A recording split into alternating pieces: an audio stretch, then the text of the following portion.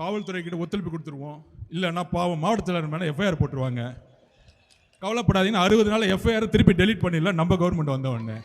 எஃப்ஐஆரை delete பண்ணுவீங்களா? இவ்வளோதான் அறிவா? எஃப்ஐஆரை டெலீட் பண்ணுறாங்க. கவர்மெண்ட் சொன்னால் எஃப்ஐஆர் டெலீட் பண்ணுவாங்க. ஆட்சியில் ஏன் இருக்கிறானோ சொல்ல சொல்ல எஃப்ஐஆர் டெலீட் பண்ணுவாங்கல்ல. அதான் சட்ட ஒழுங்கு. இவங்க தான் சட்ட ஒழுங்கு சரியில்லைன்னு சொல்லிட்டு போராட்டம் இதில். டேய் யாரா நீங்கள்?